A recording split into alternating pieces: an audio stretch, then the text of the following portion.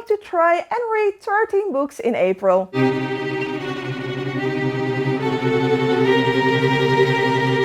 Hello everyone, and welcome on That Horror Chick, my YouTube channel where I ramble about all things horror. My name is Angie and I am a huge horror fan.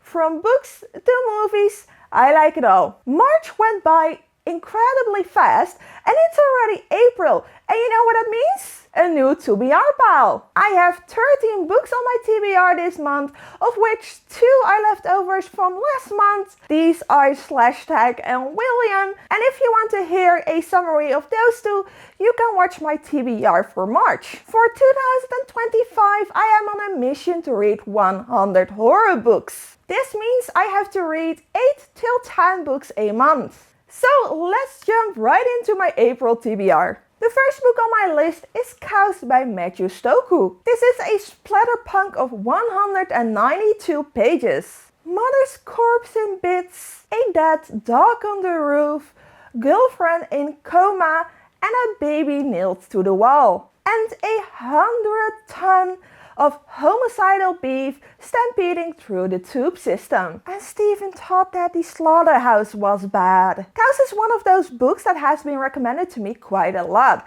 It is said to be quite a extreme horror, and if there is one thing that I like, then it are splatterpunks and extreme horrors. It is said to be very, very disgusting, and quite honestly, I am excited to read this one and very curious. The next book is Zombie Ducks by Candace Nola. This is a horror comedy of only 40 pages long. A freak accident wreaks havoc across a small town. Contaminated pathogens are turning random people and toys into undead creatures hungry for flesh. Kane and his mother flee into the night to seek refuge. But when things get dire, Kane sneaks out to enlist the help of a plastic duck army. The zombie ducks are coming, and they are not here for bedtime. Zombie Ducks is a book that I actually encountered on BookTok. I like my fair share of dark comedy, and this sounds like it's right up that alley. It also is a short book, which is perfect because I do have quite a couple of longer books on this list. Book number 3 is Butcher and Blackbird by Brian Weaver. This is a horror romance of 355 pages long. When a chance encounter sparks an unlikely bond between 2 murderers, Sloan and Rowan, the 2 find something elusive. The friendship of a like-minded pitch black soul. The 2 murderers collide in an annual game of blood and suffering. One that pits them against the most dangerous monsters in the country. But as their friendship develops into something more, the restless ghosts that are left in their wake are just a few steps behind, ready to claim more than their newfound love. Can Rowan and Sloan dig themselves out of this game of graves? Or have they finally found their match? I have to be honest, I am pretty nervous to read this book. And that's because I'm very scared to be disappointed. I keep hearing a lot of good stuff about it, so I do have pretty high expectations for it. It has been chilling on my bookshelves for months now, and I never dared to pick it up. I just kept procrastinating reading it. But this month I decided to take the plunge and put it on my TBR. And honestly, now that it is on my TBR, I am pretty excited to read it. The next book is one that got recommended to me in my comments section. Cliff's Dark Gems recommended to me Exquisite Corpse by Poppy Z. Bright. To serial slayer Andrew Compton, murder is an art. After feigning his own dad to escape from prison, Compton makes his way to the United States with the idea to bring his art to new heights. Tortured by his own perverse desires and drawn to possess and destroy young boys, Andrew joins forces with Jane Byrne, a dissolute playboy that pushes his art to limits that even Andrew has never imagined. Together they set their eyes on a young Vietnamese American runaway, Tran, who they deem to be the perfect victim. Exquisite Corpse is a queer splatterpunk of 240 pages long. I do want to read more queer horror, and this one was just perfect for that. Next up we have another short book to balance out all of the other longer books on this list. Sour Candy by Kaylin Patrick Burke. This is a paranormal horror of 84 pages long. At first glance, Phil and Adam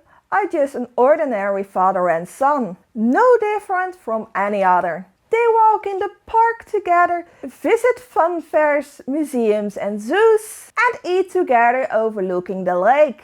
Some might say that the father is a little bit too accommodating when the boy loses his temper in public. Some might say he spoils his son because he let him set his own bedtime and he can eat candy whenever he wants. Some might say that this leniency is taking its toll on the father, seeing how his health is declining. But what no one knows is that Phil is a prisoner, and up until a few weeks ago, he had never seen Adam before. The reason why I've chosen this book for my TBR is because the bad guy seems to be the child instead of the father. That definitely sparked my curiosity. I am very curious what this book is going to bring me and what direction it will be going. Then we are going to continue with my book club reads. I have joined 2 different book clubs last month and I have chosen 1 book each to read in April. The first is Goddess of Filth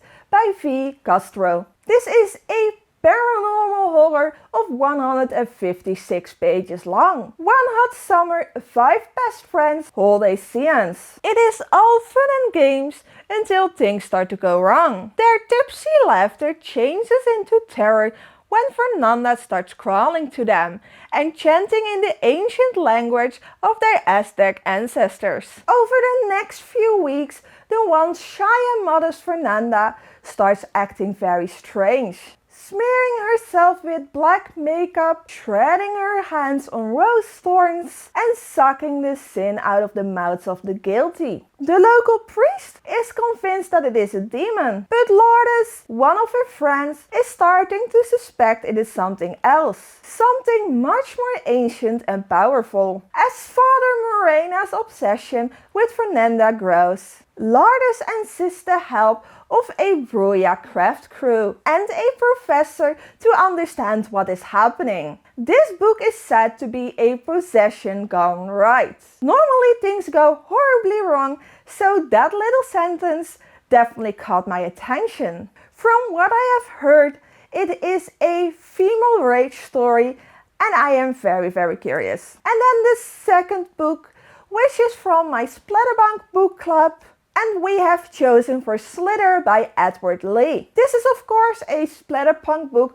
of 351 pages. The trichinosis worm is one of nature's most revolting parasites. Certain types of this worm can alter a host's DNA. They inject them with a virus that can mutate a host's reproductive system. This forces the host to bear the worm's young. Typically, these worms are not longer than a few millimeters. But guess what? Now there is a subspecies that is 30 feet long. When Nora and her team arrive at the island, she is expecting a routine zoological excursion. But it doesn't take her long to realize they are not alone. Are her lurid sexual dreams making her paranoid? Or is she actually being watched? The dead bodies that they find are bad enough. But then her own team members begin to disappear. And when they return, they have changed. Indeed, there are other people on the island, along with something much worse. I have read a book by Edward Lee before. I have read the television and I really enjoyed it. This was one of my first splatterpunk books that I have ever read. So Edward Lee does have a special place in my heart. When I saw that my splatterpunk book club had chosen a Edward Lee book, I immediately had to join. I am very excited to read this one. Then we are going into the 4 ARC reads I have received for this month. The first is Revived by Barbara Evan. This is a psychological horror of 105 pages long. Escaping through the woods, he remembered how he disturbed 3 branches and how the snow had fallen on his head, as if God wanted to smite him for his sins. Stephen Gould is a man that turns heads. Men in suits wanted to be him. Women wanted to know him. Old ladies wanted to adopt him. His surname suits him. He is living a perfect life with his wife of 11 years, Cassie. An artist with a passion for life so deep that she has blocked all childhood memories that are giving her anxiety. On a rainy night, a dinner proves fateful when Stephen gets into a car accident. He died for a full 60 seconds, but when they revive him, his sins follow him back. Barbara actually contacted me per email and asked if I was interested in reading her book. After reading the plot, I decided that yes, I am interested. It sounds pretty interesting. Well, it doesn't sound like the scariest or goriest read. It sounds like it's very disturbing. So I'm very curious what Barbara's book is going to bring me. My next ARC is one that I got through Book Sirens. This is A Feast of Putrid Delights by Valentine Royas. It is a psychological horror of 108 pages long. Ever since surviving the attack on a local queer nightclub, Antonia's life has unraveled. She can't sleep.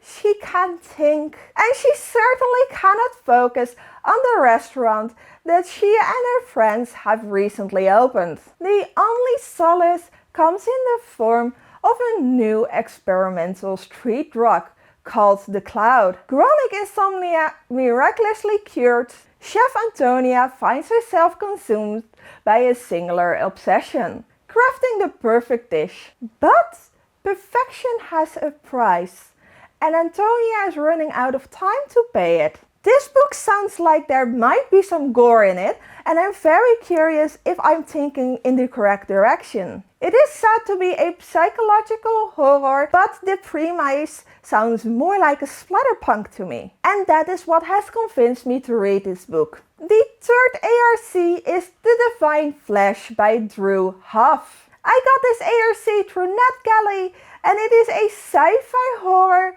of 463 pages long. Jennifer Plummer and The Divine Flesh have exactly 3 things in common. 1. They are trapped in Jennifer's body. 2.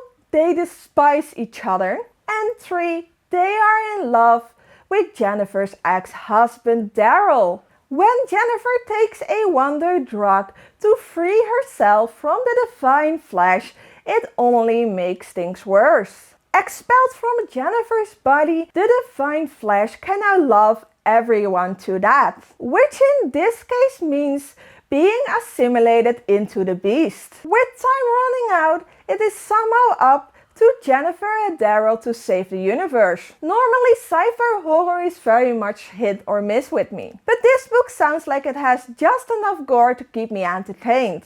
It is a book that is a little bit on the longer side, but since I also have quite a few short books this month, I thought that I could balance it out. I am very curious to read it. And the last book on my TBR for April is The Sharp County Slasher by Andrew Allman. This is another ARC that I got through NetGalley and is a mystery horror of 191 pages long. In the quiet backwoods of Sharp Country, retired detective Hilary Higgins has spent his years burying his past. But when a new killer emerges, copying the gruesome precision of his own long-buried crimes, Hilary is forced back into the game. Someone out there knows exactly who he used to be, and they want him to play again. I do love a good mystery thriller, and the same goes for mystery horrors. So when I saw this book on NetGalley, it immediately caught my attention.